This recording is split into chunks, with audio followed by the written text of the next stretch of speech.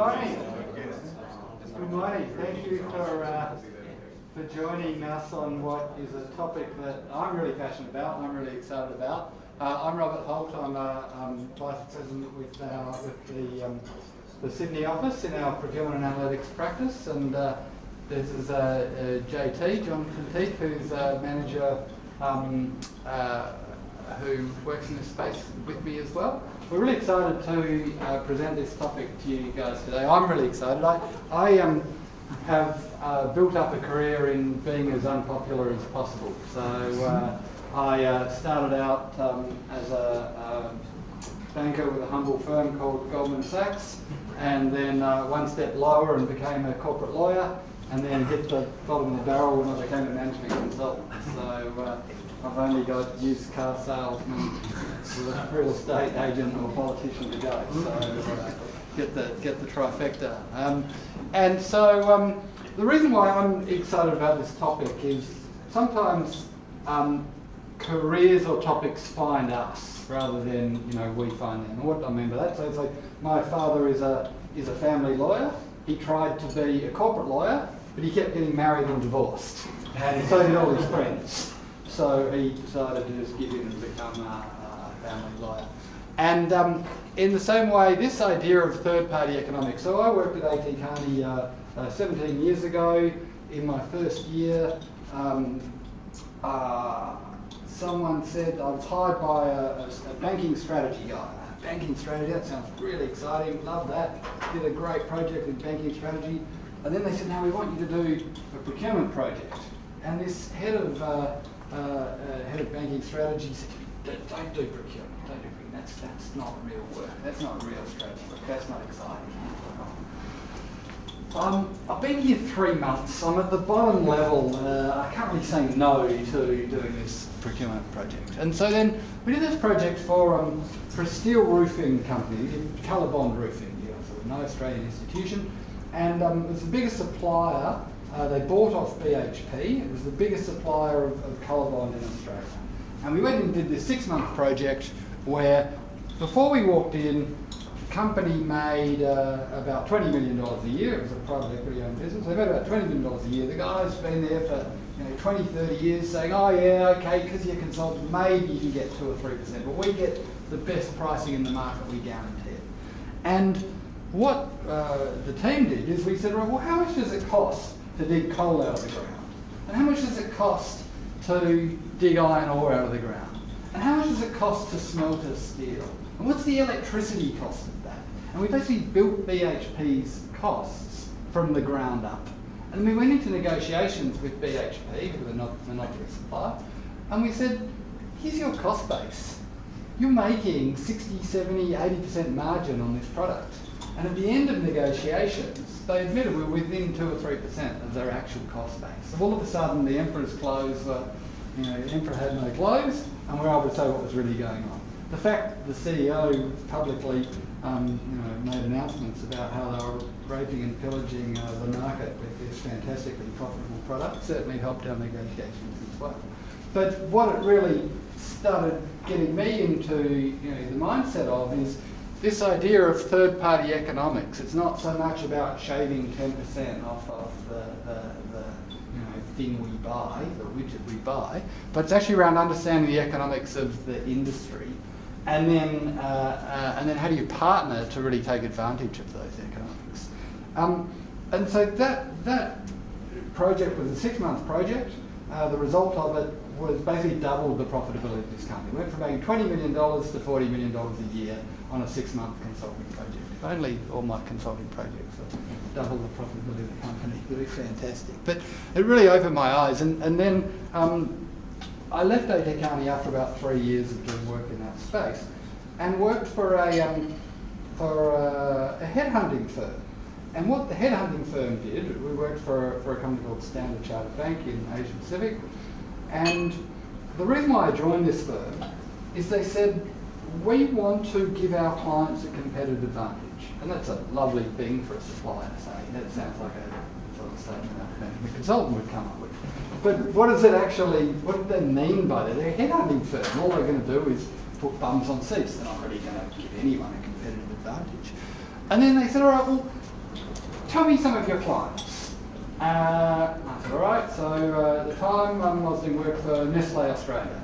And they said, all right, well, here's the management structure of the top 500 people at Nestle Australia. I opened it up, it was 80-90% correct. Pick another one. I said, okay, Commonwealth Bank of Australia. All right, here you go. And I looked through and there was 80-90% of the top 500 people at Commonwealth Bank of Australia. And they said, what we want you to do is we want you to go and sit inside the bank and understand all of our different markets that we trade in. Our goal is to be number 2 or 3 across Asia in every single market that we trade in. And one way we could do that is we could go out and buy the companies who are in those top 3. But that's a really expensive thing to do. But what we can do is we can buy people. So we want you to go out and get teams of people and buy teams of people. Effectively, the people were delighted, they got paid ridiculously high. But what it gave Standard Chartered Bank was that number 1 to 3 position in every market that they traded in over a 3 to 5 year period of systematically doing that. So that's the idea again of this third party economics of 1 and 1 equals 3. All of a sudden they had a competitive advantage in their ability to attract talent, not just through a good recruitment process or a good recruiter, but through a systematic process. After that I became head of procurement, outsourcing and strategic partnership at a company called Prudential in the UK. Prudential is one of the top 20 listed companies in the UK. And Prudential, very, very interesting company. They were really a company in transition when I arrived.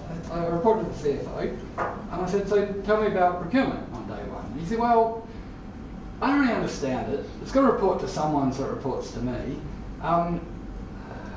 We were going to fire a whole bunch of people, but in the end we just thought we'd chuck them in procurement.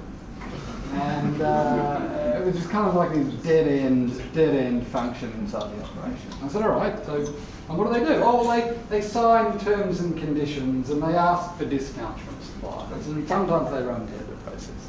Okay. And so then I said, well, what percentage of your OPEX is spent on third parties?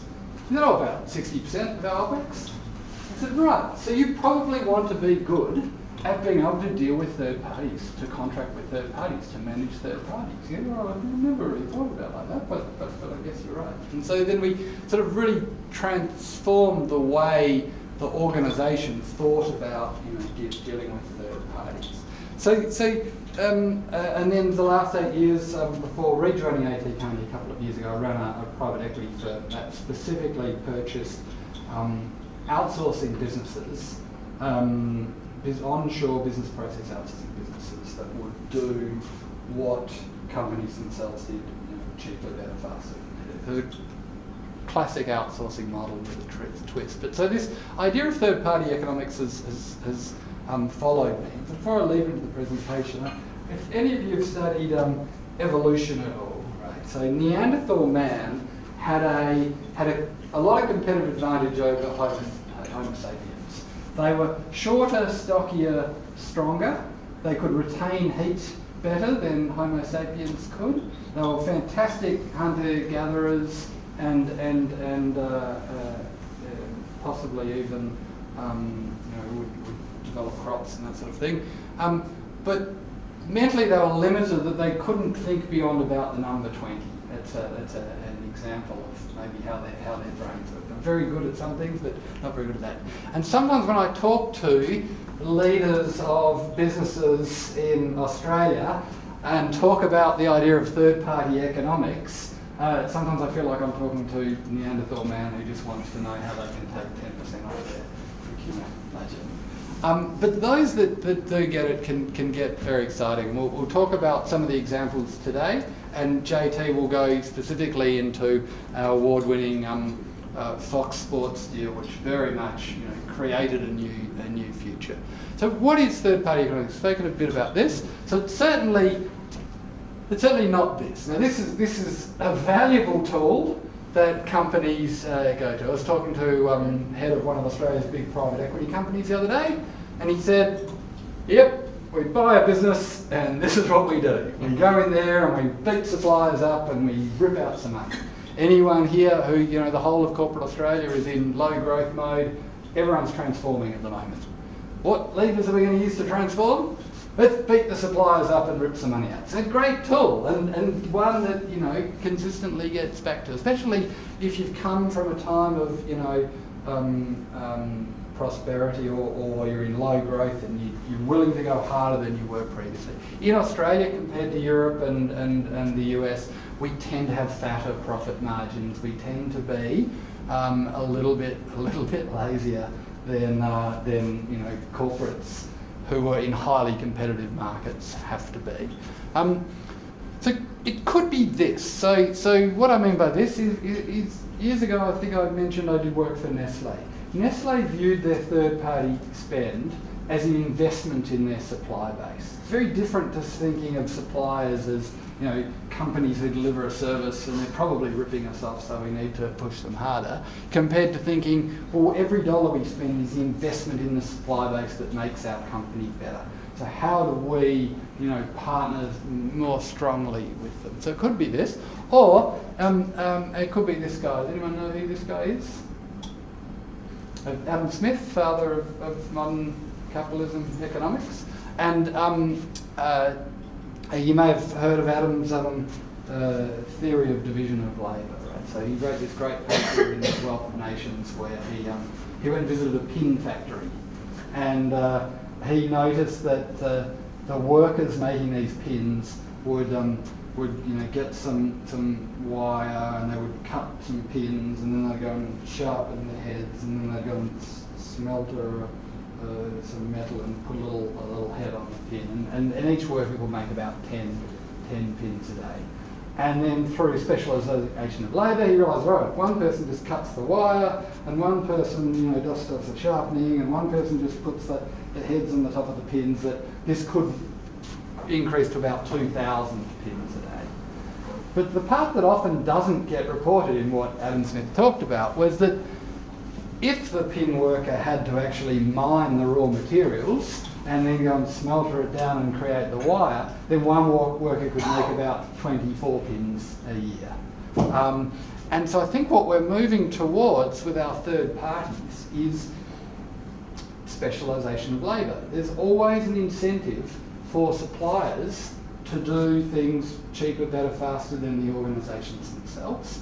And so money is continuously, perpetually moving away from the organisations and towards suppliers. If you think of, I know we've got Telstra in the room, if you think of what the employee numbers of Telstra were 10 years ago to what they are today, probably 10 or 20% of what they controversial topic, but the idea is, we were talking to a CEO of a financial services firm the other day, and we were sitting down with his board, and he said, other than working out what our strategy is, I don't think there's any area that we wouldn't consider outsourcing. His board found this hugely challenging. We spent the next 2 hours trying to come up with ideas as to why we needed to retain certain divisions of operations, but no one could actually come up with a really convincing argument why they shouldn't.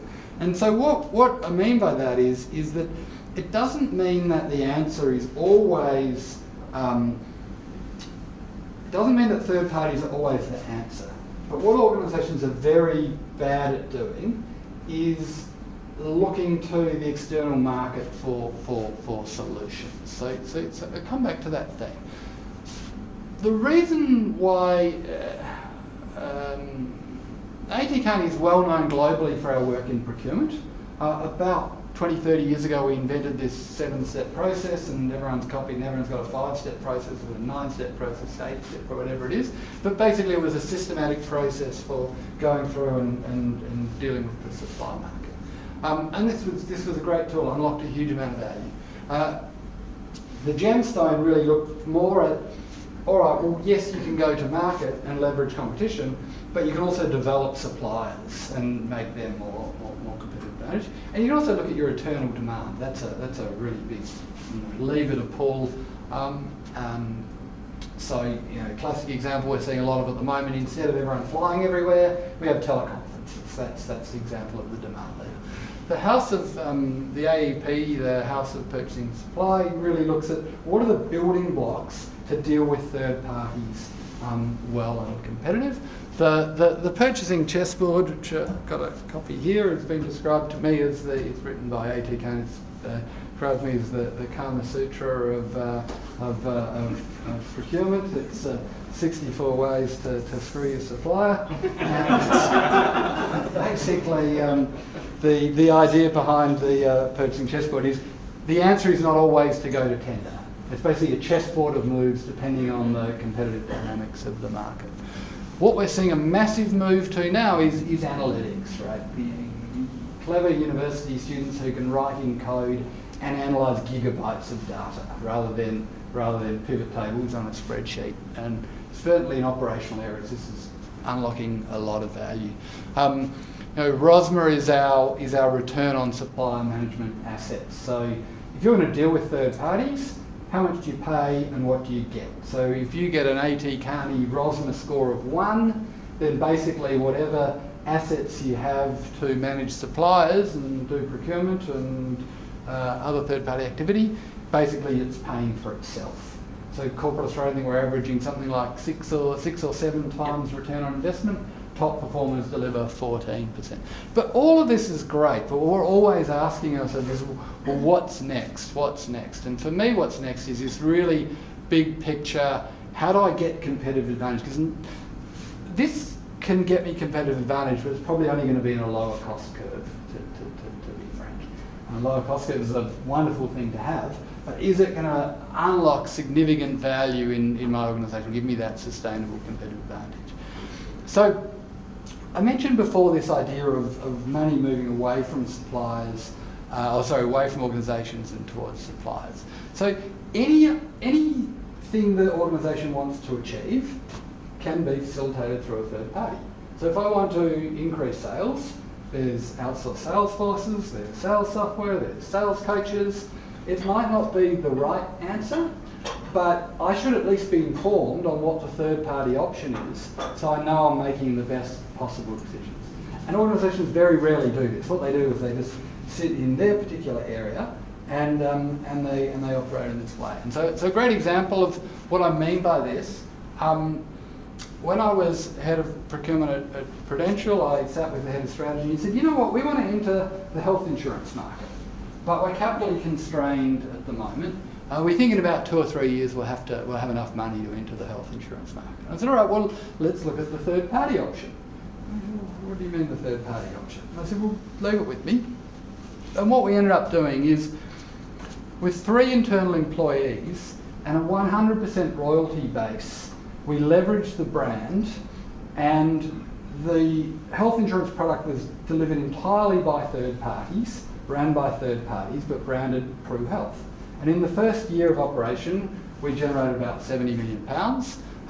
The pie grew, the brand of Pru Health grew, and then they ended up selling the business about 4 or 5 years later.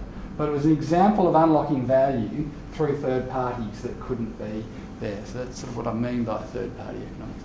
And we all know we've got massive challenges in the current environment with digital disruption, new entrants. Low growth is a big one, which I think really this third party economics is particularly important. So for example, one of the examples I use is Suncorp. So Suncorp developed these smart shops. And so what the smart shops do for car repair. So if you have your car insurance, you'll probably have it with Suncorp or IAG, but it might be branded Daney or NRMA or something else. And so their single biggest cost in their car insurance is repairing the cars. And when they looked at their supply base, they said, well, all we have is all these fragmented car repairers and people out there, mechanics and family businesses to fulfill our supply base. But what we have is hundreds of thousands of cars being repaired every year. So the supply market's actually really not meeting our needs. So they managed to partner with someone who knew what they were doing, but retain the majority of equity in a new venture that basically set up conveyor belt, Henry Ford style car repairs for jobs between, you know, the dings and dents and paints and scratches, which is sort of 80% of their volume, but you know, huge part of their cost, so low cost repairs. And literally these factories are amazing. You know, they literally go on a conveyor belt where people are, you know, preparing dings and dents. They've got all the material there like the doctor's surgery with the equipment ready to happen, and they go through the conveyor belt, and out the other end comes the fully painted, repaired car.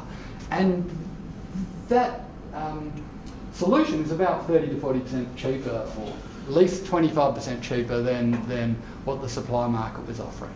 So that gives them a competitive advantage in repairing cars. Hugely valuable if you're in a competitive insurance market where the customer really doesn't care about brand, they just want the lowest price. And where it gets really interesting for me is, okay, so they've built this great repair business and they've got a lower cost. Fantastic. But they don't have to necessarily take the lower cost. That's not necessarily where the most value is. Where the value could be is if they took that business and said, well, what if we lock in market prices? So all that, the rest is profit margin for that investment vehicle. And we can take that back as a dividend as an organisation, or we can go to a private equity business and sell it for 10 times earnings and lock in a 10-year contract. And all of a sudden we're locking in 10 to 15 years worth of benefit all in 1 year. And so this is thinking very differently to how do I, you know, get an extra 5-10% from our supply market. And in a low growth environment where Suncorp aren't going to suddenly sell 20-30% more insurance policies, this is a great strategy to unlock shareholder value. One of the things that, you know, when I think about what are the goals of the organisation, see, I spent 3 years as a strategy consultant with ATN before I could come up with a definition of strategy. So what I've come up with is success is about having a fixed goal and variable routes of getting there. And the strategy that you choose is the route of getting there. So your strategy may change over time, but your goal doesn't change. Unfortunately, too often I see clients having, you know, a variable goal and one fixed route of getting there, which is the status quo. So what we're trying to do in third-party economics is to really unlock the strategic nature of you know, how do I leverage third parties to achieve my corporate strategy. That's where the real value is unlocked. Too often we're thinking of this traditional procurement of, you know, let's do some transactions to get some additional. I think I've beaten this point to death somewhat. So how do you do this, right? So one of the things is you need to identify your assets. What is it that is going to allow me to do this? Why can't some entrepreneur just turn up and say, great, I'm going to leverage third-party economics, and then what capabilities or do I need, you know, in a partner? So a great example of this was a computer game company in the US around 10 years ago was great at developing computer games, but they had security flaws in their business. This threatened to destroy their entire business. So what they did is they went and partnered with McAfee and, you know, helped design the product, put a McAfee brand on it, created effectively a joint venture that meant their biggest weakness was suddenly their biggest strength because they had a massive McAfee sign on it. So partnering was able to completely turn around what was their weakest area and made it one of their strengths. And then co-creating the solution. So how do you, you know, think differently by each of you bringing the party together? And the Fox Sports example we're going to chat to today. So you need one of these four things to be able to leverage third-party economics. So you need a core competency. So for Fox Sports, it's really their ability to tell stories. It's their ability to get into households with premium sport content was their core competency. Suncorp, the advantage there was their scale. They were able to take their, you know, 200,000 repairs a year and chuck them through. Another great example of this was Delta Airlines in the US were looking to procurement to work out what's going to sit on their drinks trolley that they push down the aisles on planes. And so they said, all right, we can, buy some products and have a mini store on every single plane. And then they rethought this and thought, well, hang on a sec. We have this competitive advantage. Our competitive advantage is people are stuck in their seats, they're hungry, and they can't go to another shop. We've got a monopoly situation for the hours that they're in the air. And Americans love their cookies, so they looked at the cookie market and said, well, yes, we can buy, really good quality, high margin cookies from thousands of providers. But what if we own the cookie company and we're the kingmaker? And they found some company in Virginia that made good quality cookies that they liked. They put the brand on them and effectively took a 90% stake in this cookie company. And the cookie company's sales increased by 1,000%. They were delighted to own 10% of a company that was able to leverage the core capability that Delta Airlines had in this monopoly situation. Brand, so Prudential in the health insurance example I gave was leveraging leveraging the brand. The one I'm not so sure about, I guess, is capital. So the example we've got here is Australia Post. So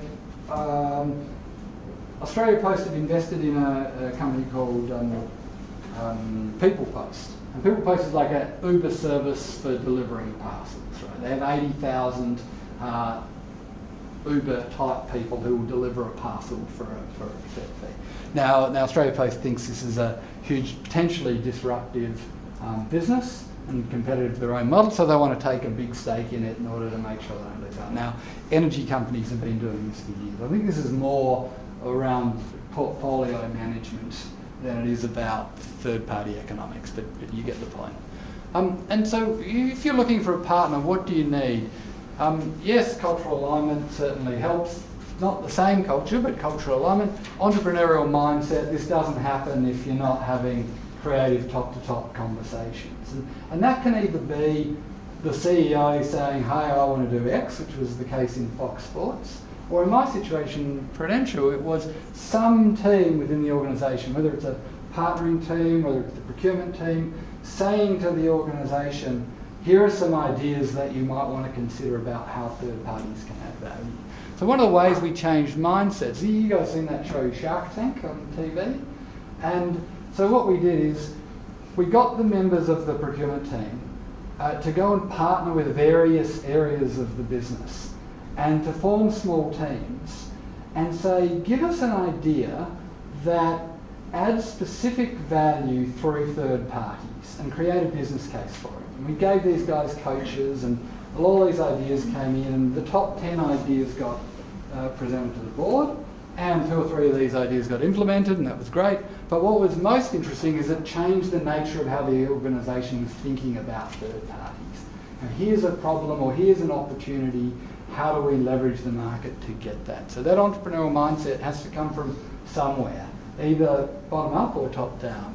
And then the complementary assets, which is very much what I was talking about. And high levels of trust, because you're going to be sharing very, very detailed strategy information.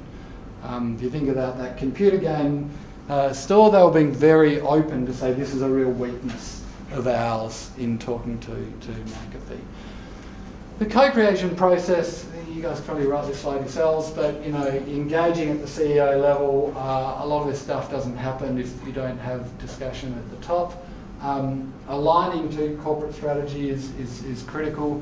Creating the common vision between the parties, developing that case for change, the business case, and mobilising resources to achieve it. So I'm going to hand over to JT now, who's going to drill into a specific example where we delivered this at Fox Sports. Thanks, Rob. All right, good morning, everyone. So Rob sort of covered the principle that we're talking about today, and we actually had the privilege last year going into this year of working with Fox Sports. Who's got Fox Sports at home? And how many people? It's not that many people, actually. Yeah, really? You need to get Fox Sports. So the great thing here is it's actually also a really cool topic to talk about, right? Many people are passionate about sports, etc., but not many people really understand how sports are delivered to your TV screen, to your mobile screen, however you're watching it. And maybe what we can do is, how does it work? So to explain that to you would probably take me an hour. I think the easier thing to do here is, I'd like to demonstrate to you how outside broadcasting currently works. So in order to do that, what I'd like to do is you guys in the back, all the way in the back, could you stand up, please? Just the last row. Yeah, you through there. So you have just become camera operators, right? So you're camera operators. I would like the row before that. I'd like you guys to stand up as well. Sarover, you're a floor manager, right? And you're support to the floor manager. Then in front of that, maybe yourself. You are a grip truck. Sorry, it's not a very exciting thing. The grip truck is basically a truck that drives to the venue, and it's got all the equipment that you need for an outside broadcast. So cameras, microphones, all the things that go into that. Now, that's one part of it. The other part is, move over to this side. Now, I'd like, all the way in the end there, could you stand up, please? You are audio directors and you're an audio technician, right? So to make sure the audio works, you need to have audio people at the side. The row in front of that, could I get you both to stand up, please? One of you is what we call a graphics operator. So when you're watching a game, you can see a ticker or you can see the score on your screen. And you are a statistician, basically. So you're the person that records the stats of the game and supplies them to the graphics engine. The row in front of that, maybe we'll do this row here. One of you stand up. Yeah, that's all right. You're the producer. You produce the game. Could you stand up as well, please? You are the director. You direct the game. And then maybe Sonny, why don't you stand up as well? You are the production vehicle, which is essentially a production studio, right? So the game is actually produced in a truck at the venue. Now all of you basically constitute the current state of the model. All of you are currently at a venue. So out of the 800 sporting events that are delivered in a year in Australia, not all of them by Fox Sports, there are about, and I've only taken a selection, and there's more camera operators, more other people, there's about 40 people that go to a tier 1 sporting event, so AFL, NRL, soccer, and rugby union. 40 people, and then the grip truck and the production vehicle, those two assets, all the equipment that's inside them, is probably worth about $10 to $15 million. Now the way you have to think about that is, A, it's very expensive. Everything goes to every single game. It's basically one set of this per game, right? So you can have multiple games on at the same day, but you have to repeat this full setup for every game that you do. So everyone travels to the games. There's a lot of travel costs involved in that as well, obviously. And then, on top of that, for Fox Sports, there's rising costs of rights. So the rights costs have been rising and rising. And there's a continuous threat of new entrants. We'll get to that in a moment. Now, imagine this, right? So if I could get everyone on the left-hand side to sit down, please.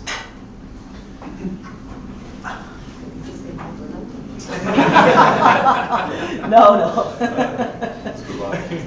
In the future, what's going to happen is the people that were on this side of the room that have just sat down, they will not be at the venue anymore. So you will only have those people on this side of the room that will remain at the venue. The production vehicle essentially moves into a central facility, one in Sydney and one in Melbourne. You've got the graphics, the stats, the producers, the directors, and the audio people and the technical crews that all move into the central production hub. You only have the grip truck, so you still need the equipment, obviously, at the venue, the camera operators, and some support staff at the venue. Now, what's the benefit of that? Well, really what it means is you are not actually producing the game at the venue anymore. You're producing the game in a central production hub.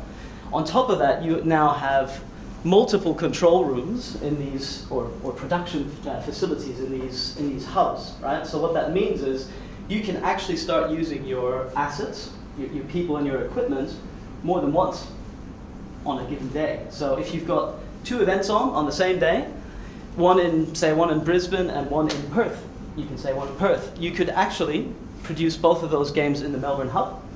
And you could even, if you wanted to, you could even use the same resources to do that. So you could have the same people doing replays, for instance, for both of those events. So there's a whole lot of efficiencies that come out of this model. And this is exactly what we're currently going through with Fox Sports. So what I've just mentioned with next month is end of next month, hopefully. Hopefully you will not notice anything. That's the first thing, right? By the end, guys will. Yes. By the end of this month, hopefully no one notices that we will actually produce the first game out of one of those production hubs with a view to sort of ramp that up next year. So, the future of live sports is going to be through 2 centralized production facilities in Australia. Yeah. I have a quick question. I may be missing something. So why is this an example of third-party economics? It seems to me it's more an org design or something along those lines, but I don't see a third party here. So let me explain that to you. The current state is a mix of an in and an outsource. Okay. So think of Fox Sports as a content creator, right? So basically, if you go to an orchestra or a symphony, you've got a conductor that's at the front, and then you've got a whole bunch of people that make the music, right? In live sports, the way it works is you've got your producers, your directors, you've got commentators as well, which I didn't include in the example just then, and you've got lots of sideline talent and things like that. All of those people are Fox Sports resources, right? Because Fox Sports' core competency is the creative content, is making the game, right? Creating that game experience. Fox Sports does not own the cameras, they don't own the trucks, they don't own any of the, I refer to it as a labor and equipment hire almost, right? That goes into what happens at these events. So that is the current state. So good question for raising that. And the future state is very much a similar model in terms of who owns what, but it's basically a solution that's revolutionized the industry, right? And we can go into some of the details on that now. Any questions on that otherwise? No? Does this exist elsewhere in the world? No, so we'll get to that as well. It doesn't. It exists at a much smaller scale. So it exists in other parts of the world for things like horse races, where you basically have 1 or 2 cameras. It doesn't exist for tier 1 sports where you can actually have 20 cameras at a game, right? Yeah. Okay, so the big question is, why? Why did we go there? Why did Fox Sports go there? Well, coming back to this slide that Rob presented earlier around, constant change, disruption in the market, there's a few things that have actually changed over the last years. The broadcast model around producing things at the venue has been around for 50 years or however long it's been there. But what's really changed is digital or technology disruption. So from a connectivity perspective, and Telstra would know, from a connectivity perspective, it's much easier, much more economic to get more bandwidth these days, right? You can imagine that big challenge is getting all those camera signals into the hub. It consumes a massive amount of bandwidth. So there's the technology piece, and then there's the new entrance piece. So if you basically look at the life cycle, it all starts with the rights for the sport, right? And the first part that I already spoke about is the rights the costs are increasing massively in that space. And it's also because there's new competitors entering the market. So I think recently CBS has announced that they would enter the market. They may choose to pick up sports. And Amazon's coming. I think probably some people have read this morning that it was in the Financial Review that Amazon's kicking off today, soft start. We don't know what that means, right? It could just be retail. It could be other things as well. So on the rights space, there's more people that are keener to buy rights, and the costs are going up. Then on the other side, you've got distribution. So lots of disruption in that space. You don't just have your Foxtel set-top box anymore. You now have OTT and various ways to watch live sports. So again, that's made it harder for Fox Sports as well. It makes it easier for competitors to get into the market. And then you've got your consumption, which is not at home anymore, not just at home anymore. It's also on your mobile devices and any devices really. So the key question here was how can we maintain a competitive advantage also in the market? And in this case, it was third-party economics to say, well, we've got OB production, outside broadcast production, which sits right here in between these two. And what we can do is we can fundamentally change the way this is done to lower our costs and essentially also the suppliers, and gain competitive advantage, to have more to invest into rights and other things, right? Okay. Now, I guess the question here was, well, let's look at the options. What's actually available? Can Fox Sports do this themselves? So this would be Fox builds and operates. Well, probably could do it themselves, although we'd have to buy all the equipment, we'd have to buy trucks, we'd have to actually run a truck business if we decided to do that. It's probably not really that great for them to do. Similar lines, joint venture, industry, utility. Now the idea here is Fox Sports has about 70% of the Fox Sports market, but if you think of it from a scale perspective, if we can leverage third-party economics to revolutionize the industry, bring costs down, we can actually allow our suppliers to get the opportunity to do more sports than just our sports, which in turn means that the cost, what they're going to charge us, is less, right? So the idea here was we, as Fox Sports, need to stay out of owning any of the asset or being associated with that asset, so that the supplier actually has the opportunity to sell the service to somebody else, right? And hence, what we came up with was that the best way to do it was that our supplier builds and operates the facility, and it was our job to build that partnership with them and make sure that that it gets delivered the way that it was intended to be delivered. Okay, so coming back to this model that Rob spoke about. What were the things that really helped make this happen, or what did Fox Sports bring to the table? As I mentioned before, it is content creation. It is the creativity of producing a game, right? It is the secret sauce to making a sports event, attractive. It's having the best commentators. It's the ability to produce a game in a certain way so that it's exciting. And I think that's really their core competencies around that. They are very good at co-creating revolutionary solutions. They do have a bit of an appetite for risk as well, because you need to have that to do something like this. No one's ever done it before, right? There's no precedence. The technology that's being used hasn't been used anywhere either. So, track record of innovation and leading industry thinking. And then the second one is scale. In this case, the fact that Fox Sports has such a large chunk of the sports market and actually has an influence in it as well, certainly helped to drive that initiative and obviously achieve a cost advantage. Just on the competitive advantage, if we're outsourcing all the capability, has it stopped that outsourcing component to be outsourced to other service providers and then gaining the competitive advantage? Yeah, so there is an element of that, obviously, always when you're looking at third parties. But I think, again, the way that Fox Sports looks at its supply base is it's really labor and equipment hire. That's at the highest level. That's really what it is, right?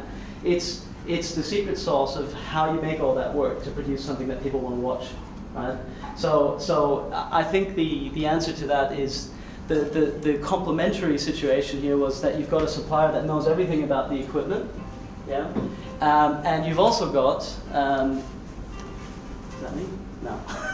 And sorry, you've got a supplier that knows everything about the equipment and what's required to build a new solution, this revolutionary solution. And then you've got Fox Sports that has all the knowledge that's needed to come up with that secret sauce in terms of the best production that you can possibly bring to the table. You've got access to all the former players. You've got access to the best people essentially that produce these games. So I think you kind of need to look at it that way. Well, the question is also, what do they compete on? They compete on owning rights and being able to deliver. No one says, oh, well, I want Fox Sports because they have great production facilities. Yeah. And if they're the single biggest producer in the market and the cost of supply lowers across the market, then they're going to have the biggest advantage. If they try to create a monopoly supply situation, that might give them further advantage, but that's well, that's what I was interested in. If they had grabbed all that, they would have installed all that. higher cost base, etc., that would have shut the market out because they would have been right up front, developed all that capability. Yeah. Someone to copy that would have been a lot of investment. So. There is competition in the market now. This new solution is going to deliver significant cost savings to high 2 digits, but there are suppliers, there are competitors in the market, so it's not it's not like there's still access to outside broadcast resources and equipment. Yeah. Okay, so coming back to this sort of softer slide around what's required to make this work from a sort of a mindset and a skill set that's required for something like this. I think it is important to note that there's 2 key OB suppliers in the market. Fox Sports has been working with both of them for a very long period of time. They're well understood suppliers, and from a cultural perspective, there isn't a lot of alignment there. It's always been there. From an entrepreneurial perspective, certainly the appetite and the willingness needs to be there, and it was there for when we went through the exercise last year. And then from an asset perspective, very complementary, right? We've spoken about this. You've got your producers, your directors, all the creative people that are owned by Fox Sports, and then you've got all the people that make the production happen, and all the equipment that makes the production happen, which is essentially your supply base there. So really, I think in this case, this was quite a good example of where it just made sense to do something like this, and there was an appetite to do that. Okay, we've already spoken about this. History of trust, yeah, we've spoken about that. There's a record of innovation, I guess, on Fox Sports' side. So Fox Sports constantly tries to grow the game. That's their overall motto. That's really what they live and breathe. Industry leaders, both Fox Sports and the OB suppliers. And then, we've spoken about the complementary assets.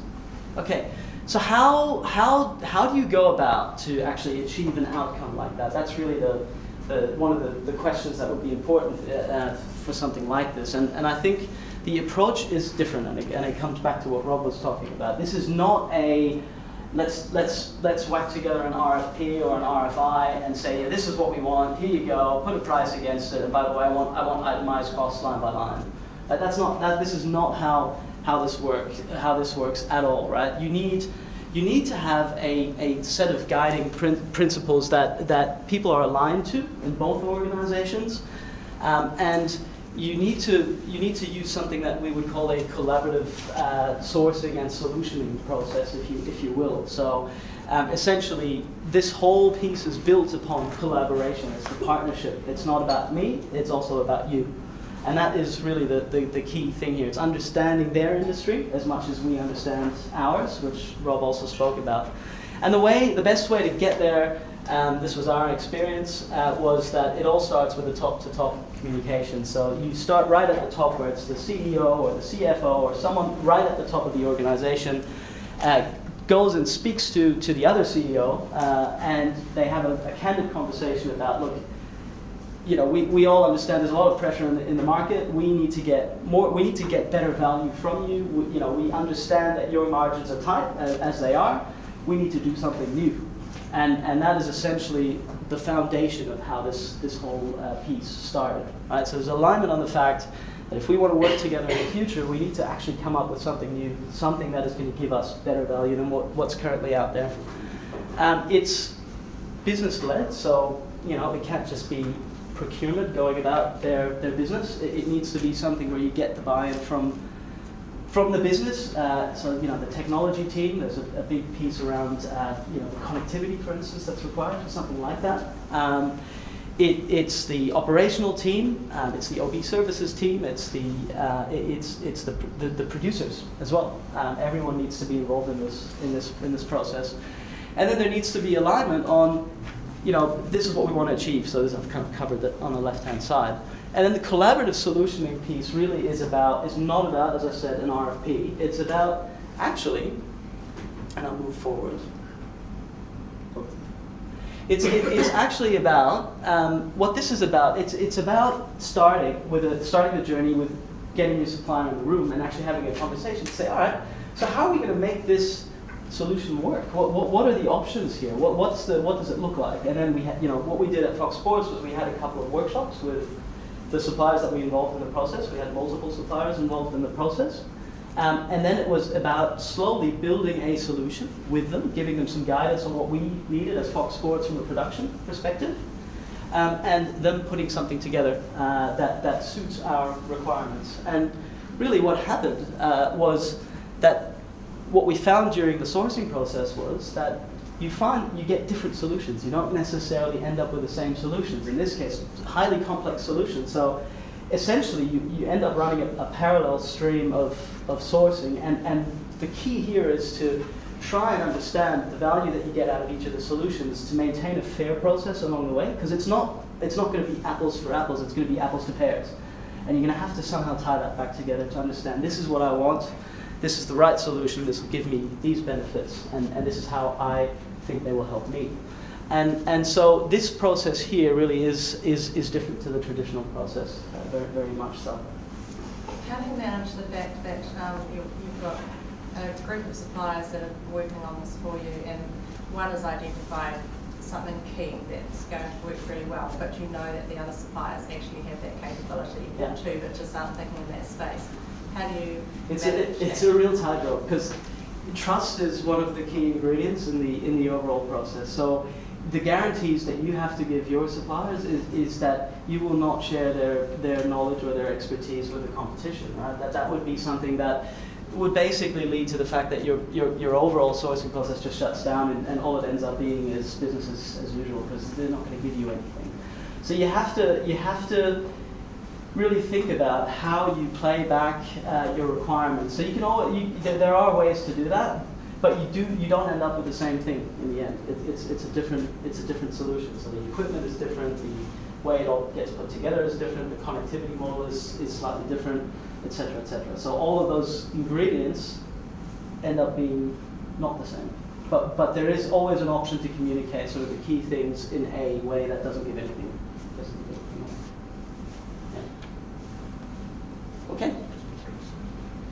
I think that's it. Thank you very much, guys. Appreciate it. Any questions? Thanks for that. It's really insightful. How big of an influence do you put on IP protection in all this? Well, obviously the suppliers want to be very, very big. I mean, there has to be a level of trust as well. If you're going to think also raised with that question there. If someone comes up with a really good idea that you say, gee, we'd love to give that to the other supplier. If it's their IP and they've developed it, you have to respect that to a certain element.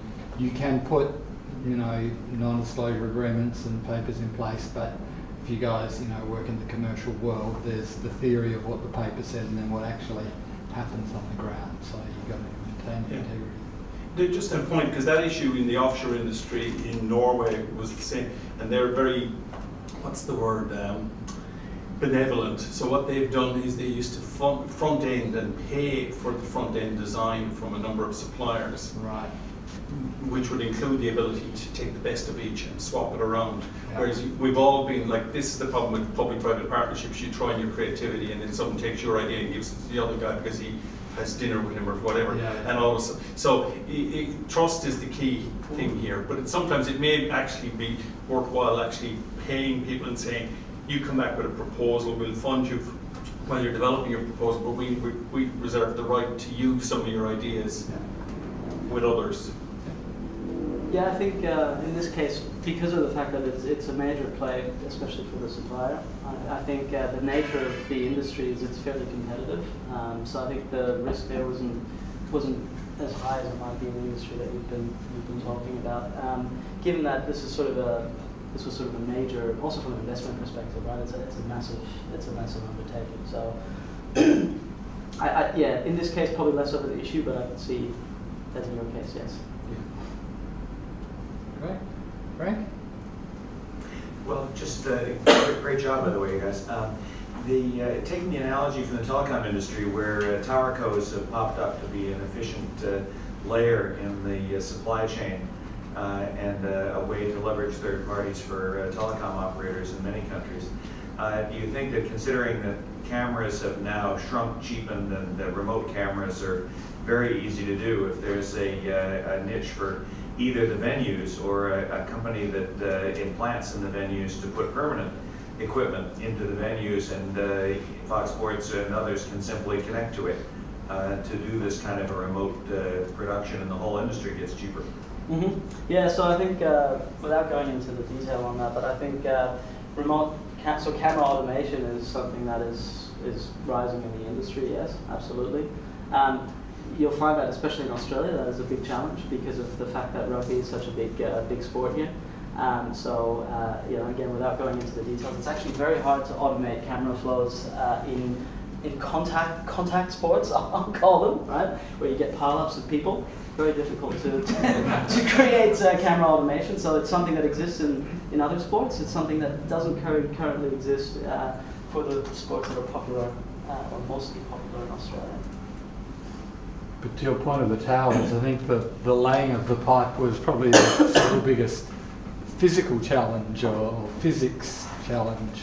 Yeah, yes, agreed. Yeah, I mean, connectivity-wise, and you know, Telstra could talk more about this, but connectivity-wise, especially, this is again something on a scale that's, you know, quite unique. Getting 20 raw camera signals from the venue into the hub requires a lot of bandwidth. Yeah. It's a great presentation. It's a very positive picture also. Now, when you talk to companies, what would you say where they should stay away from third-party economics? Because this does bring in some strategic and operational risks, which didn't come up in this conversation.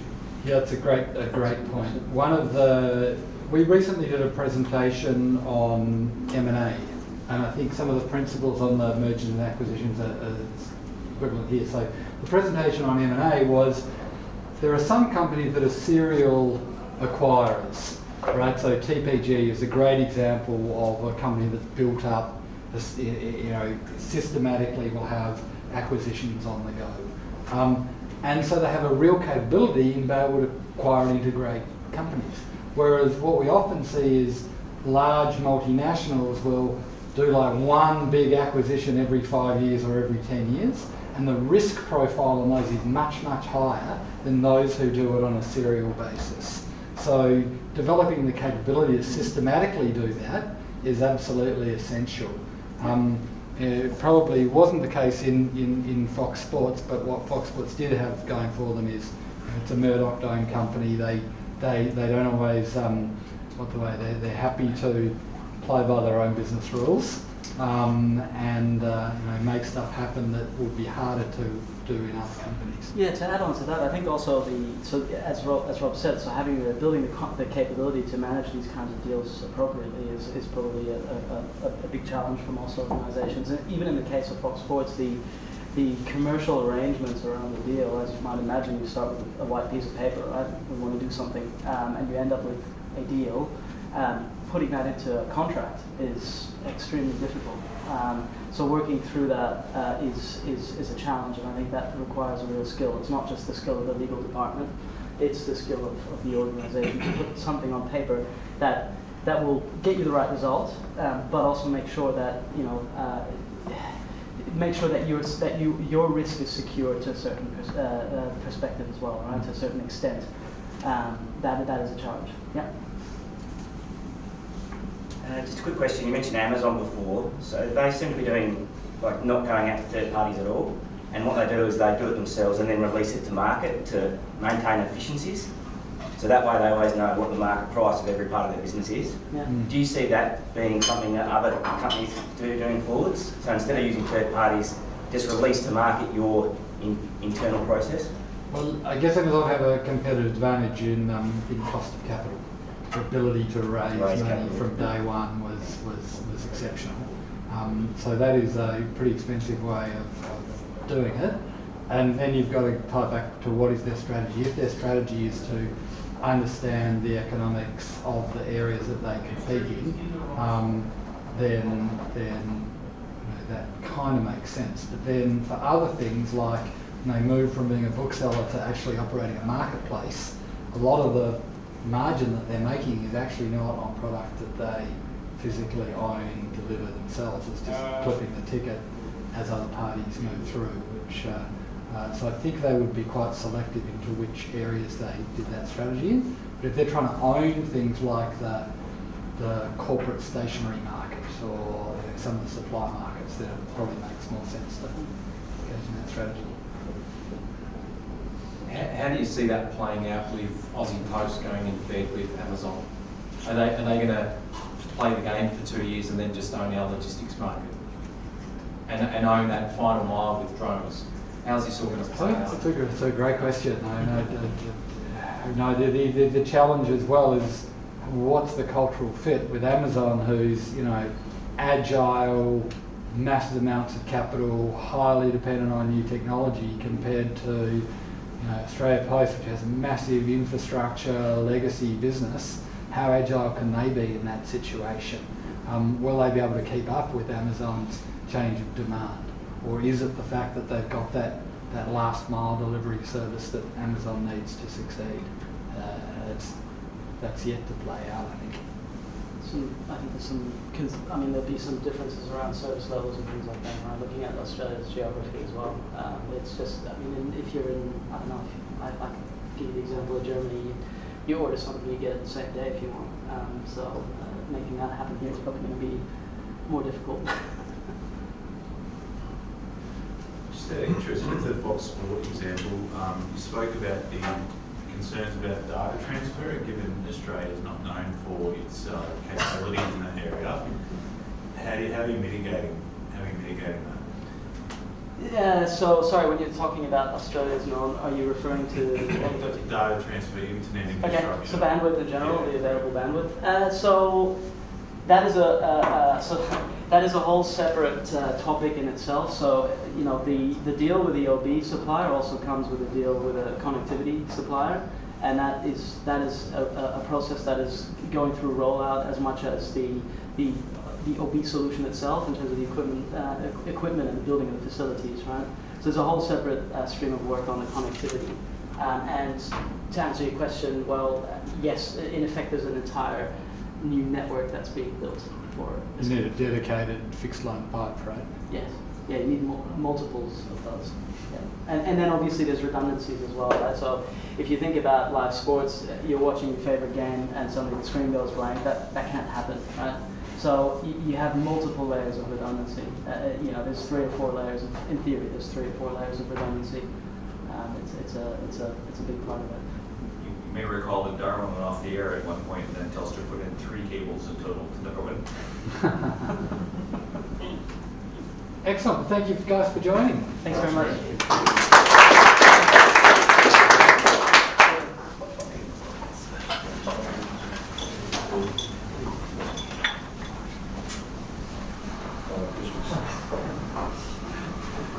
Was it a technical reason that you're going live in summer instead of You're already there? It's managing expectations. Is it something that's so new? Yeah, that's Thank you very much. It's nice to Thank you. I'm Sarah. working in outsourcing for many years, so mainly behind historically outsourcing finished good products. Now I feel like it's outsourcing on steroids on Coles brands. Oh, absolutely. That's very much the